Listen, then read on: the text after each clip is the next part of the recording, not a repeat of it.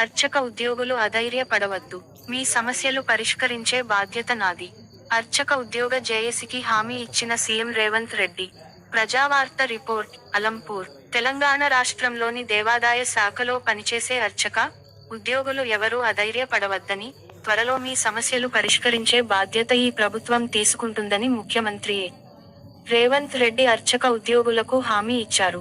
ఆదివారం ఏఐసీసీ కార్యదర్శి సంపత్ కుమార్ ఆధ్వర్యంలో హైదరాబాదులోని ముఖ్యమంత్రి నివాసంలో అర్చక ఉద్యోగ జేఏసీ నాయకులు సీఎంను కలిశారు. ఈ సందర్భంగా అర్చక ఉద్యోగ జేఏసీ రాష్ట్ర కన్వీనర్ డివిఆర్ శర్మ, ప్రధాన కార్యదర్శి ఆనంద్ శర్మ, ఉద్యోగ సంఘం ప్రధాన కార్యదర్శి శ్యాంసుందర్ గౌడ్, డిడిఎన్ఎస్ ఉపాధ్యక్షుడు నరేందర్లు మాట్లాడుతూ రాష్ట్రంలో అర్చక ఉద్యోగులకు ప్రతినెల వేతనాలు అందించడంలో దేవాదాయ శాఖ నెలల తరబడి జాప్య చేస్తుందని, దశాబ్దాల కాలంగా దేవాదాయ శాఖలో ఉద్యోగులకు బదిలీలు నిలిచాయన్నారు.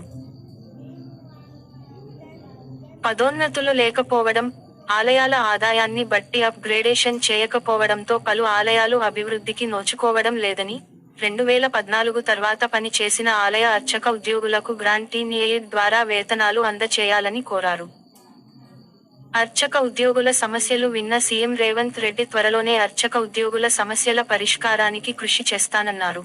తెలంగాణ రాష్ట్రంలో ఏకైక శక్తిపీఠం జోగులాంబ ఆలయాల అభివృద్ధికి ప్రభుత్వం చర్యలు తీసుకుంటుందని సీఎం రేవంత్ రెడ్డి హామీ ఇచ్చారు. అనంతరం అర్చకులు జోగులాంబ అమ్మవారి జ్ఞాపికను అందజేశారు. వసంత పంచమి రోజున జోగులాంబ అమ్మవారి నిజరూప దర్శనానికి కుటుంబ సమేతంగా హాజరవుతానని చెప్పినట్లు అర్చకులు ఆనంద్ శర్మ తెలిపారు.